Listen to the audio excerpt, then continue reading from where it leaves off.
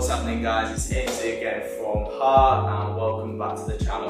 So today we're going to be doing something that's super popular in the shop, very salon friendly as well. We're going to be doing a nice little skin drop fade on this client. As you can see, he's got incredibly thick hair, so this should give you a nice little contrast on there. It should be looking really nice by the end. We've already cut the top just because I wanted to specifically really spend the time to show you basically how to do the fade. And all we've really done, to be honest with you, and what's kind of crucial with these sort of things is I see a lot of fades out there where they're basically leaving far too much weight through this area.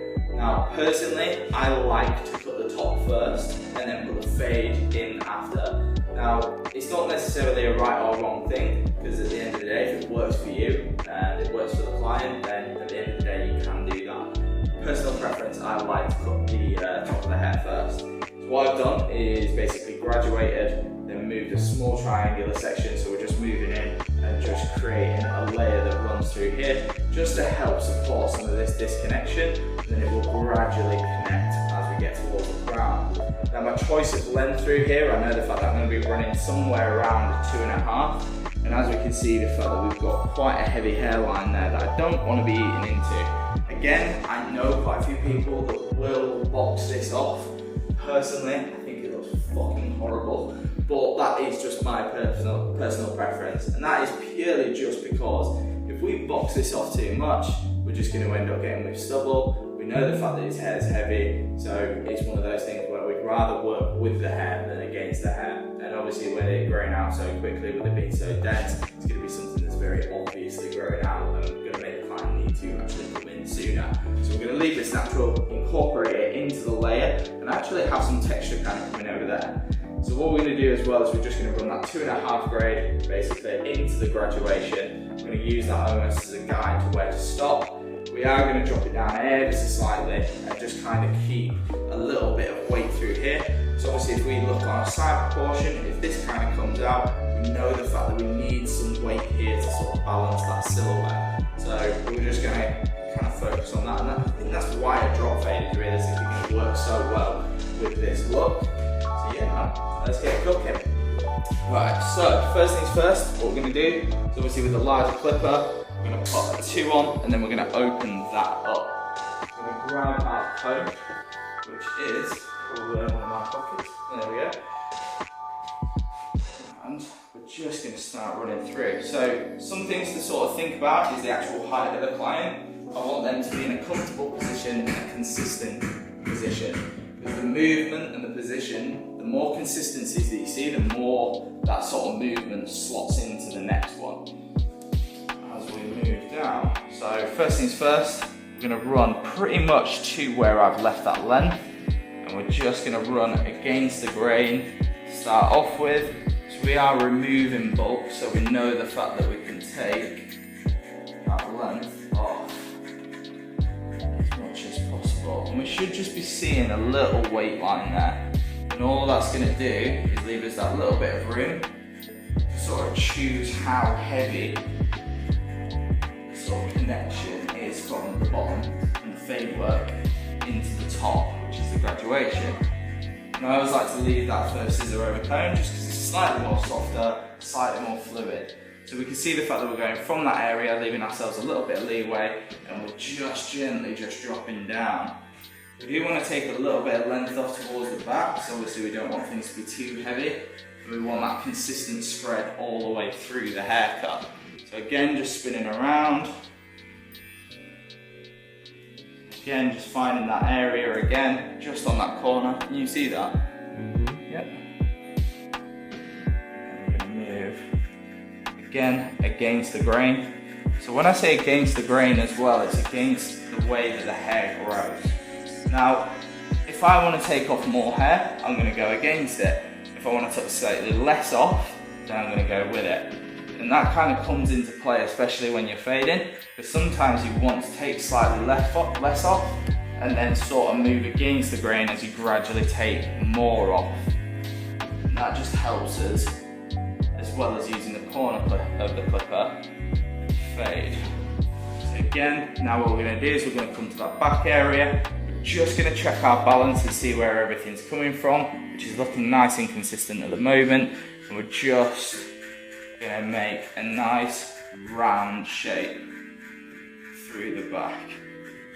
Again, we can see that density around there as well. So as well, whilst we're sort of doing this, is we're just assessing density, we're looking at growth patterns, we're looking at how everything's looking as a silhouette. And we just need to consistently as well, my favourite is take a step back. Sometimes we can get so drilled in little details where we're actually sort of thinking to ourselves like, oh, this bit doesn't look right, but we're actually just overworking the hair.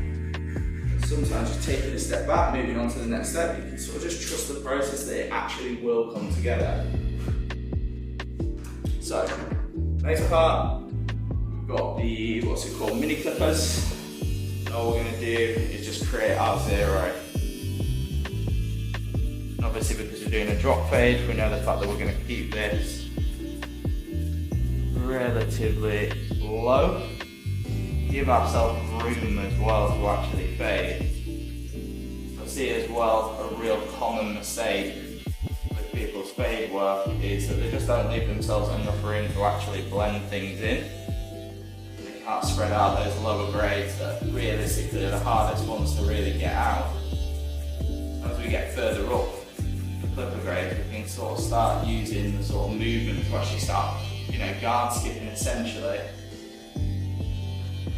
Towards the bottom, we really need to keep enough space that we can get that blend from zero into a half, especially when we're working with slightly denser hair like this.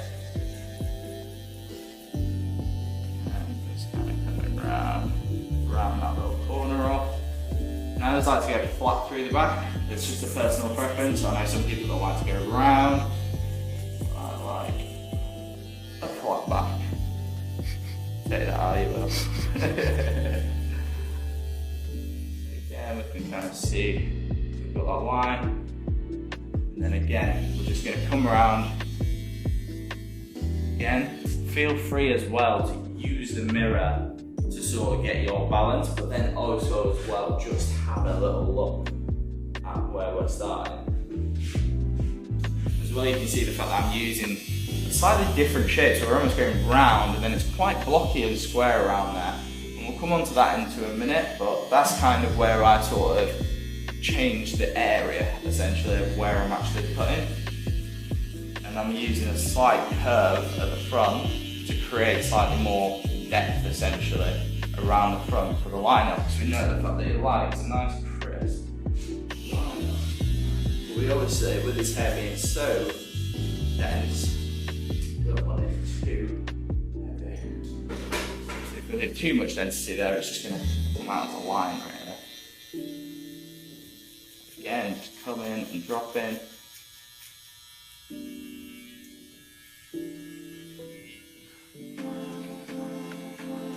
Again, using our balance. To the other side for me, Liam, just so they can see. Tidying up those little areas. I actually just zero gap my minis. I actually don't foil. Now, this is kind of one of those things where it's purely up to your discretion, right? But I find that quite a lot of my clients, when I was using foilers, would complain of certain bumps and various other things like getting breakouts on the back of their neck.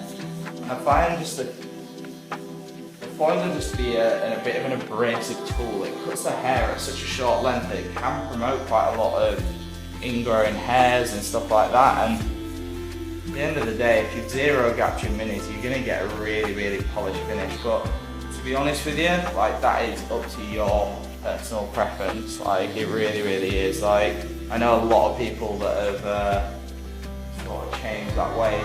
To be honest with you, it was when my clients were coming through and they said actually my skin feels so much better at the back of the neck. That's when I sort of really sort of said to myself, right, well, I'm just not going to use them. Especially when you're working with slightly coarser hair. So that really can sort of cause some issues.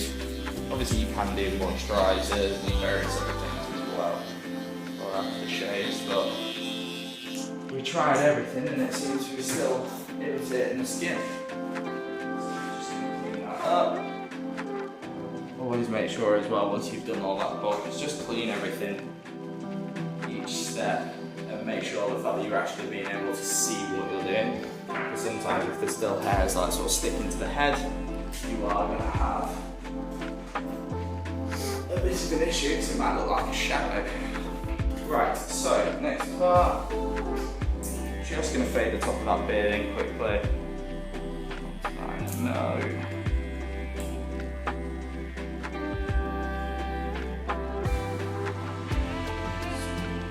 Right, so just combing all the hair down. Again, because I'm going to be taking more length off, we can actually see that the hair grows ever so slightly in this direction. I'm going to come from the back. I'm not spreading out too much to start off with. Giving myself enough room to do what I need to do. Just gently coming into the back.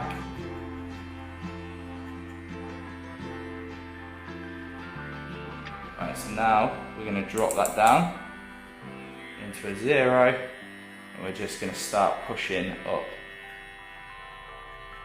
in lever movements essentially as we get further and closer to the 0.5. Again, changing that direction if I need to take slightly more hair off.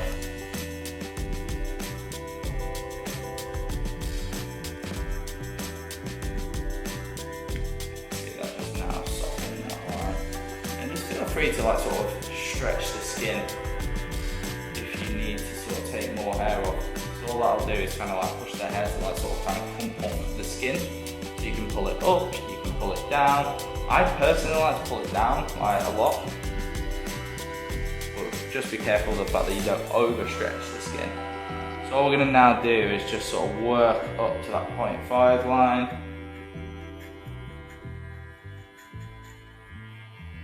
Just gently opening the lever each time. Now I do personally as well fade up, which I know is kind of odd, because I think most people nowadays like they actually fade down really. Which way do you fade? Oh, alright. Another upper. It's like having an innie or an outie fucking belly button, isn't it really? Like, whichever way. Hopefully if those who fade up. I don't see that many tutorials of people fading up, personally, but you can kind of see that now, moving out. See that blend starting to come in. So now we're going to get our 0.5 guard, we're going to open that up, just going to tilt the head over.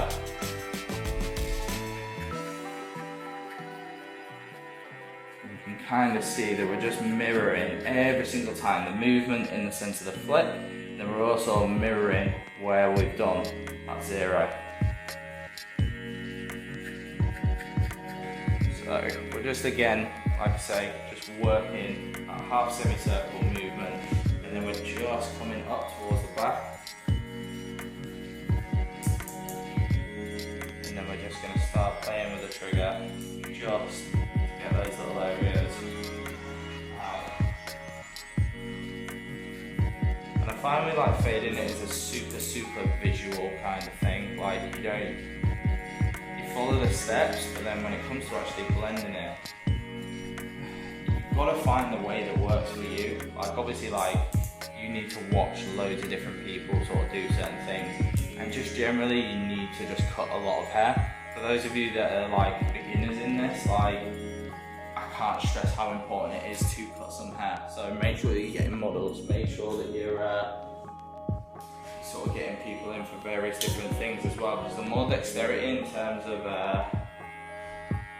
hair and different styles and all that sort of jazz, like the more rounded of a barber you're going to be, and that just goes into not just clipper work, that goes into being a hairdresser in the first place. Like you want to be good at everything. Like it's what's made me get to a point now where I can go and do different shoots, do London Fashion Week and win awards. Like the only way that you do that is by having dexterity and really sort of pushing in that different direction or different directions.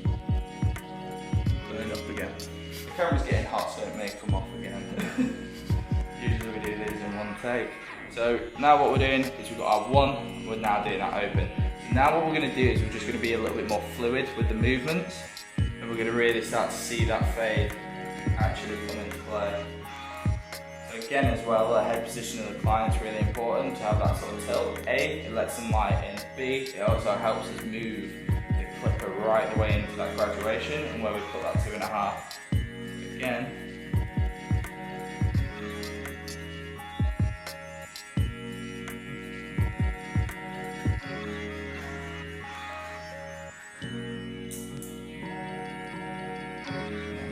Coming through. Right guys, so as you can see, this is looking really, really nice. We can see the fact that there's just a little bit of weight here. So now what we're going to do is really focus in on an area. So we can see the fact that we've got a gentle line through here. I just want to start working, taking some weight out. So I'm going to drop it down, put it up one. I'm just going to go against the grain. We can already see that just lighting in that front area. And then we're going to gently open.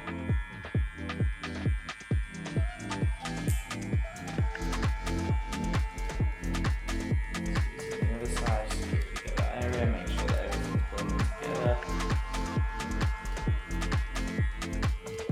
See, that's already made a huge difference to that front area. Now, just gonna work again, just refine those little areas.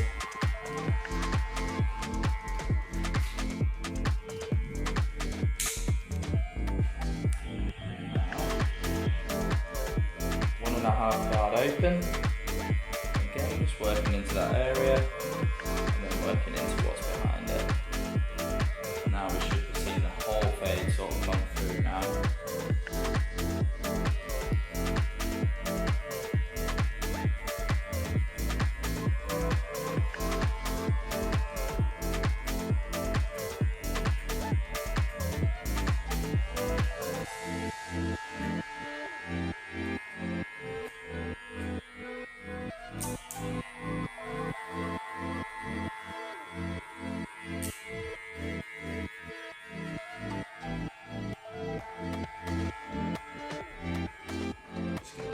Last little bit of wear at the front just for the scissor over comb.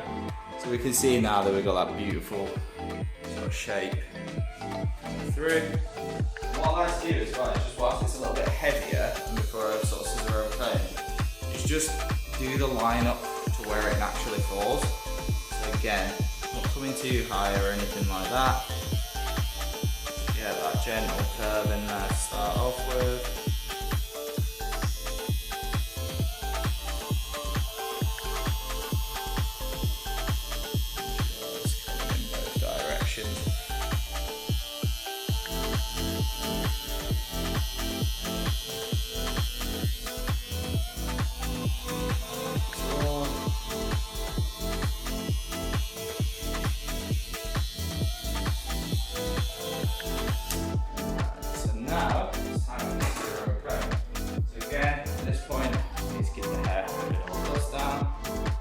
Happy with everything in terms of the fade.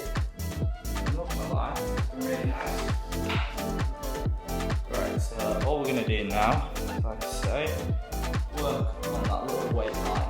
Now I know the fact that with his hair being so heavy, I do not want a thick hairline, weight line. I want something that sits really nice and flush. So as well, top tips for the scissor over comb is fast scissor, slow comb. So when I say that, I mean decent pace, nothing ridiculous. We only want to be using our thumb. And the reason why we only use our thumb is because that bottom blade should be the only part that is actually cutting the hair. That should be like essentially where we're aiming every hair to land for it in order to be basically where we actually want to cut it to. So with the slow comb, we just want to gently move the hair up. Now as you get more and more confident, you can do this slightly quicker. But if I was you, for those of you that are beginning, you really want to just practice doing this And when I was an apprentice, I used to work for a very old school hairdressing company called Russell Eaton. And literally they would have us and we weren't even allowed to touch the hair until we could do this all the way up, and you would learn how to do it in that sort of range of motion. And that just really, really helped me sort of just wash fucking scissor over comb, to be honest with you. So even if you've got a doll's head as well, is do a full scissor over comb haircut. You'd be amazed at how much better you are at scissor over comb after you've done like a full haircut of just scissor over comb. Because it is a really good skill to have. So you can see we're finding where that fade is, and then we're just moving up into it.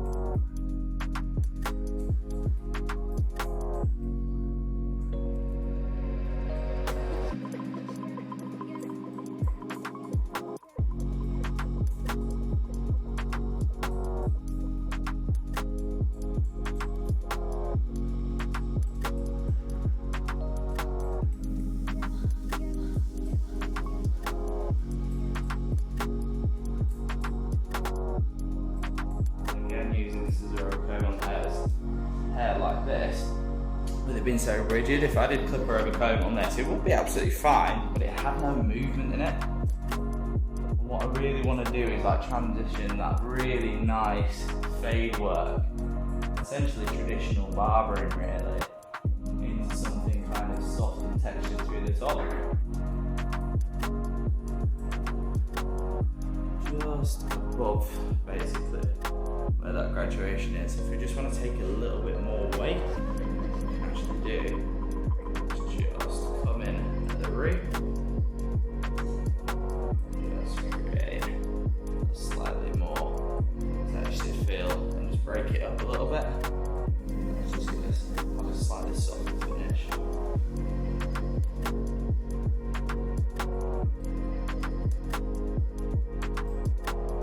Right, so that's looking pretty good. What we'll probably do is we'll come back to the end result and we'll show you obviously all sides been done and then when we've styled. But yeah man, that is my nice easy drop fade tutorial.